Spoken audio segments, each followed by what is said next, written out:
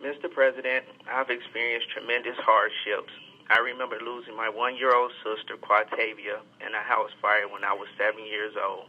I remember at the age of 10 or 11 how devastating it was for me and my younger brother, Tyrie, to find out our parents were getting a divorce. Our family was destroyed, which caused my brother and I to be separated. My mom taking me and my dad taking my brother because he was his biological son and I wasn't. My mom at the time had only known being a housewife and my mother and a mother, so she had no job skills. The result of that was her and I ended up living in a trailer with no running water or heat, just a kerosene heater in the dead of winter. By the time I was 14 or 15, I had left home and was living on the street. The road of what I felt was my only option. I stayed in a crack house, sleeping on the floor, all while being surrounded by addicts selling and using drugs. To say the least, the environment was scary and unsafe, more than what any young teenager should have had to endure. Life has put me through so many serious trials and tribulations, but I know now it's all for a reason. I'm supposed to learn and grow from them, as harsh as it may have been. I had to pull myself up by my bootstraps, because those times when I was alone and all there was to see was me, I had no choice but to truly face myself. Truth be told, I didn't always like what I saw, but when I consider the inner strength that gets me through each day, I'm proud of me.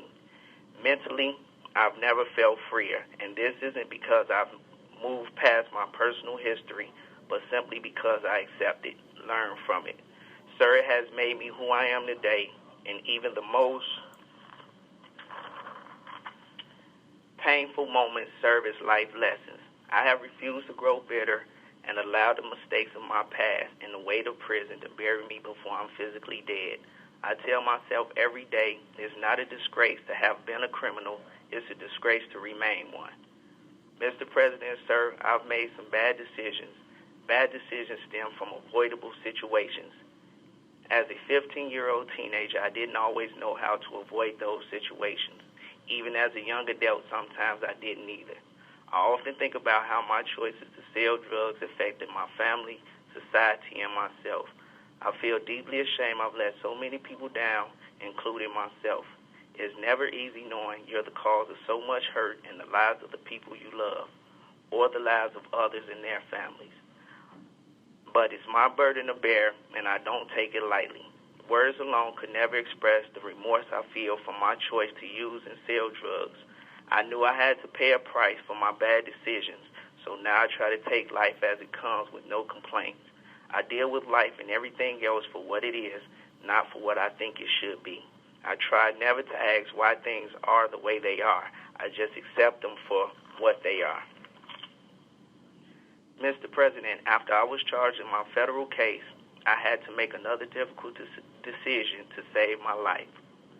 At the age of 24, I had to decide whether to take a chance at trial and possibly losing and receive a life sentence, or take a 30-year plea bargain, which was longer than I had been alive at that time. I felt at least with an out date, I had a chance at some type of life.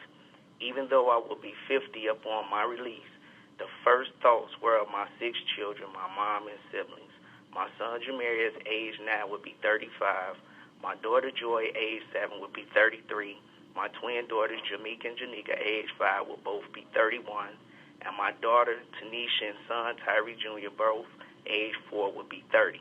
My mom, Joni, 41, would be 67. And my 3-year-old baby sister, Brianna, would be 29 years old when I came home from doing the 30-year prison sentence. Sir, I was in utter shock, but the thought of never being able to physically be with them was unimaginable.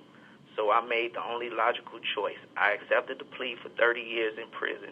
I've always been a part of my children's lives. Now, after 17 years in prison, I can hardly make that statement. I've missed their entire childhood and teenage years.